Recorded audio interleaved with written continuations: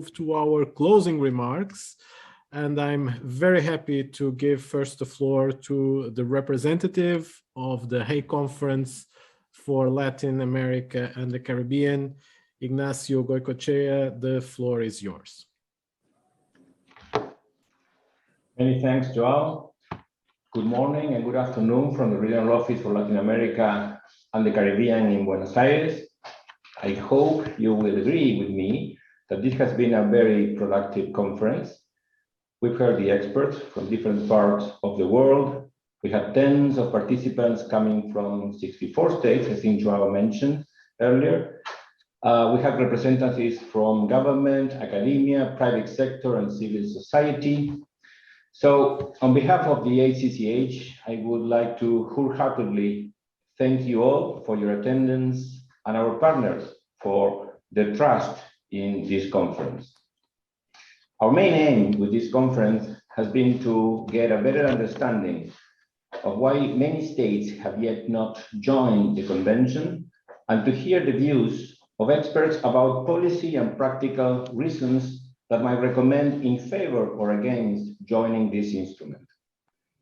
You've heard the experts, and if my recollection is correct, there seems to be consensus among them for recommending states to join the 2005 HCCH Convention. We'll continue in Spanish. Como saben, hemos procurado que esta conferencia fuera we've managed to ensure that this conference has been particularly accessible for participants from the region of Latin America and the Caribbean. And I would like to thank the interpreters for the work that they've done, and the Federal Ministry for Justice and Consumer Protection from Germany for the financial support that has made this possible. We see that there's been widespread participation from the region in this conference, thanks to that.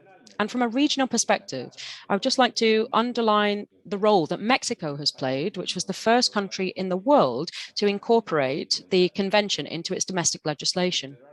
I'd also like to celebrate the fact that, as we heard earlier in the conference, Brazil is well on its way when it comes to studying the instrument with a view to its ratification.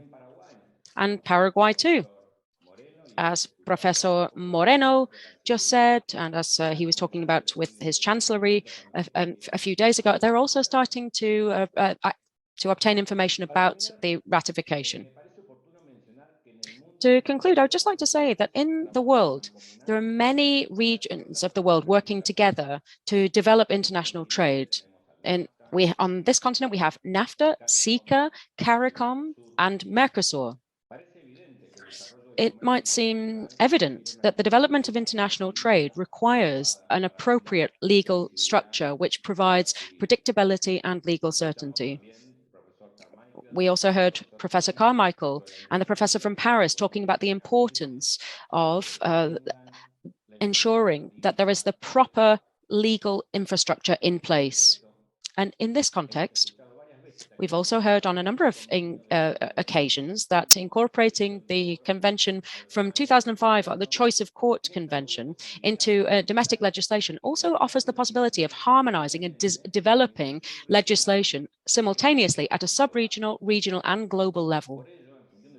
Therefore, on the basis of everything that we've been listening to today, I would just like to finish by emphatically encouraging all of the countries and the organizer and regional integration organizations to consider incorporating this instrument into their legislation, and that they shouldn't hesitate to get in touch with us. We're there all the time if we can offer assistance in any way in this exercise. I would just like to conclude this brief contribution by saying that I followed with a great deal of interest and gratitude for the international support offered to this event. And I'll hand over to Professor Paula Maria Al, President of the American Association for International Private Law, ASADIP. Thank you very much.